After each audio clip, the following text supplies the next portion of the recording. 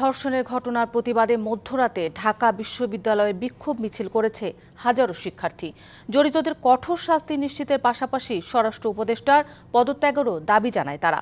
এদিকে জাহাঙ্গীরনগর ও রাজশাহী বিশ্ববিদ্যালয়েও ধর্ষকদের শাস্তি ও নারীদের নিরাপত্তা নিশ্চিতের দাবি জানায় শিক্ষার্থীরা। সম্প্রতি সারা দেশে বেশ কয়েকটি ধর্ষণের ঘটনা ঘটে। বিশেষ করে মাগুরায় ৮ বছরের শিশুকে ধর্ষণের ঘটনায় নিন্দার ঝড় বয়ে যায় সারা দেশে।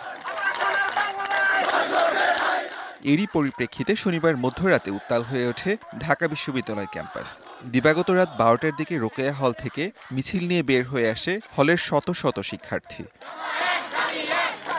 পরে একে একে মিছিল নিয়ে আসতে থাকে শামসুন নাহার হল, কুয়েত মৈত্রী হল সহ বেশ কয়েকটি হলের শিক্ষার্থীরা। অবিলম্বে জড়িতদের কঠোর শাস্তি নিশ্চিতের দাবি জানান তারা।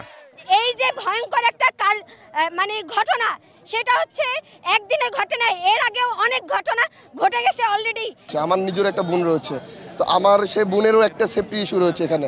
আজকে যদি আমরা ধর্ষণ বিষয়টা যদি এড়িয়ে চলি, অ্যাভয়েড করি, আমরা আমাদের নারী সমাজ পিছিয়ে পড়বে। আমাদের দাবি হচ্ছে ধর্ষকের সর্বোচ্চ শাস্তি হিসেবে যদি মৃত্যুদণ্ড হয় তাহলে মৃত্যুদণ্ড কার্যকর করতে হবে।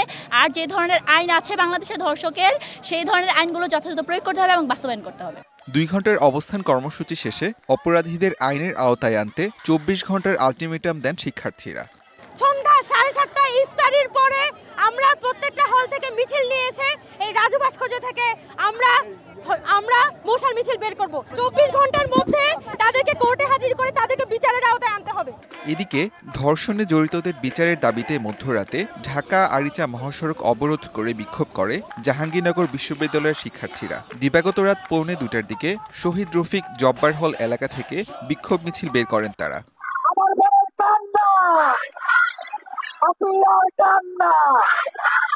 বিক্ষোভ করেছে রাজশাহী বিশ্ববিদ্যালয়ের শিক্ষার্থীরাও।